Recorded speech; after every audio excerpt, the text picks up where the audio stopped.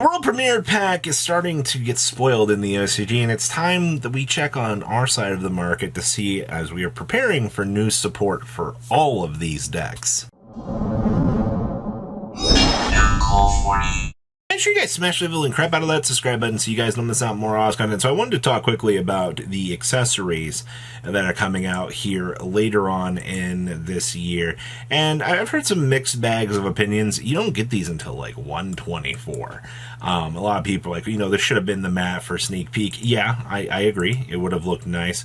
But at least you're getting all of these accessories out here. So, if you are a collector and, you wanted Season 4 Jaden, it only took years for you to be able to get this. This stuff is not priced terribly expensive. I think that's the most important thing. Like, a deck box for $5, the mat is $17. Your sleeves are also not that bad at all. $4.99 a pack for $50. It's pretty much what you expected. So if you're a fan of this stuff, I just wanted to point out, hey, they're coming. You can get them at a pretty decently affordable price rate. Yeah, $17 for an official playmat is actually not that bad whatsoever. So cool, we're getting them. I don't have any objections to the people out here that are like, hey, I don't. Okay, it's not for everybody. Never will be. So Testina is coming to the OCG. They're getting their world premiere pack, I believe, in September or October. It's one of the two, but traditionally on the back end of these sets, what ends up happening is the TCG exclusive stuff ends up getting a power-up or two along the way, which means we're back finally at seeing Testina receive power-ups. Now, typically, if I recall, most of these TCG exclusive decks for the past couple of years have dodged 10 reprints as well. Don't quote me on that. I believe there's an exception to every rule, and this year I bring up, hey, like we could see these in the tins. I mean, everything's a possibility right now, but traditionally we've seen these sorts of cards tend to dodge out here. But right now, as I'm filming this, Demigod coming in, nice $16. We were 1 to 2 good cards off from Testina actually having that ever long lasting effect on the meta. Of course, out here, Crystal God coming in at a nice $11. The Xyz is an $8 card. If anything, this was like a one of, as it was.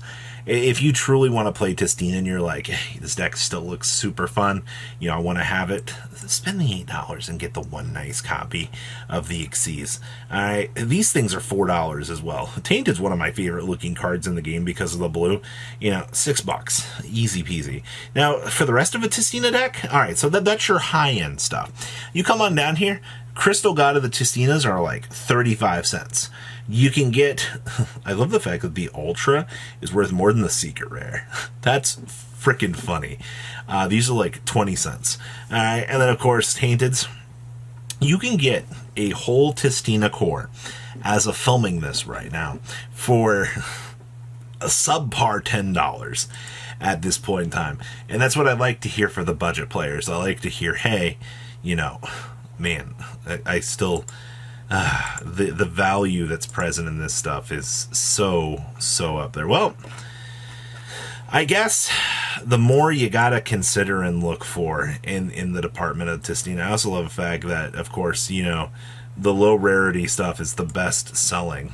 But all right, well, that's a look into the world of Testina.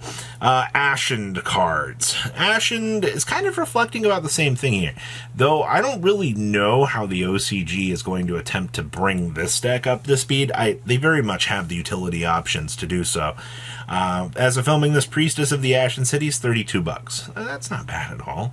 Awakening of the Vidos, man, these look so nice, but for $14, okay. And then, I love all these deck boxes.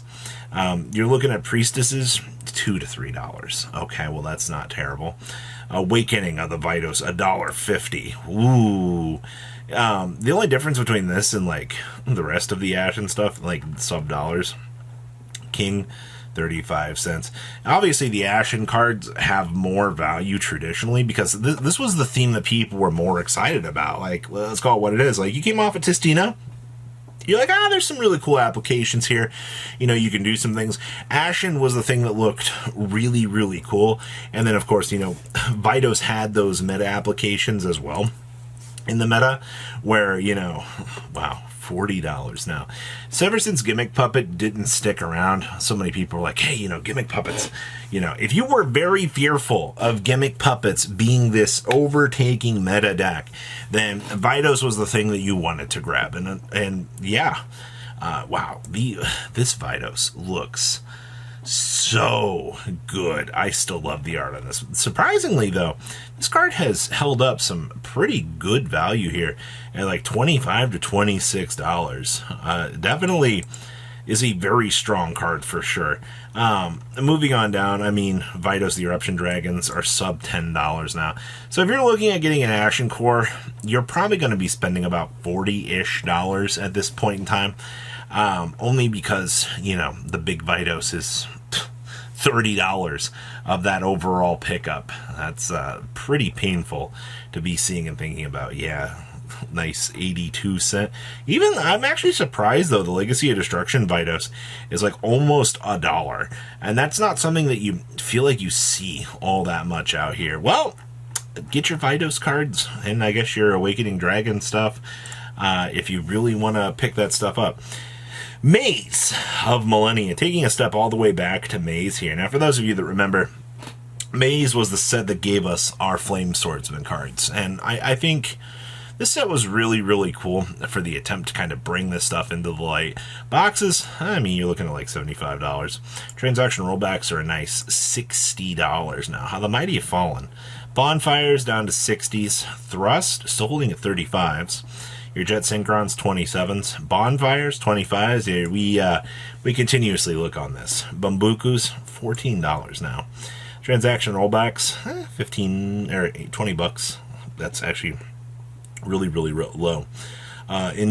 Infection Buzz King. This card was really, really cool in terms of, having play with Labyrinth, but it just definitely fell off. 18 bucks. Now we hit our first Ultimate Flame Swordsman Fire Fusion. You can get a mod play for like $17, but you're looking at 19 heading on up here. What's our sales data on this?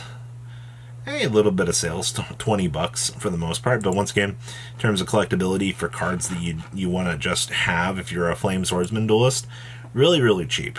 That's actually pretty cool. Your Fighting Flame Swordsman, 15 bucks, sure. I also love the Junk Synchron, or Junk Warrior in this set for $16. How the mighty have fallen. So bad. Man, Yu-Gi-Oh cards, the amount of value that these things tend to hold over time is nuts. Your ultra rare Flame Swordsmans are still like $6. Surprise, surprise, that's good. The Fighting Flame Sword, nice $4. Okay, Drastic Drawl at $3. That's for a CR. Wow, Hydrants are up to 3s now from this set. You got to look at everything in this set as a whole. I think this set has some of the best value you can find. Your Buzz Kings are $2 now. Surprise, surprise, the Colorus, the Dark World, has got a little bit of value too. And of course, look, Flame Swordsman, 45 cents. A little bit higher than I expected there, actually. The Salamandra coming in at 30 cents. So once again, I'm seeing value to be had. It's just not... It's on the higher end of things. What is this? The Fighting Flame Swordsman stuff gonna cost you, what, like $20? Because you have 3 Ultras at like $5 to $6, and the rest of everything else is incredibly low. Even the Flame Swordsman realm is like 20 cents. So your cheapest core is Tistina, which is like nothing. Flame Swordsman coming in second. And then if you were to want to pick up Ashen, towards that $40 range. That's not bad at all. And of course, I can't forget the Dragon Undertaker. This card had some heavy buyouts actually happening in the early stages of its life on the QCR. And obviously, it's an illusion monster. It's kind of, I think, the reason why people were so vestedly interested in this card. And unfortunately, didn't really live up to its hype, as you saw with the current state of the TCG, where things kind of dropped off after a little while. But that's typically what happens with this sort of stuff. So, a fun little look into the TCG world of cards. I do think that there's a lot of stuff for you to to take mention of here, and just to watch as things kind of go forward here with the market. So please leave a comment down below, tell me what you guys think, and it's always time to be prepared for some new Yu-Gi-Oh cards. Peace. Patrons, thank you.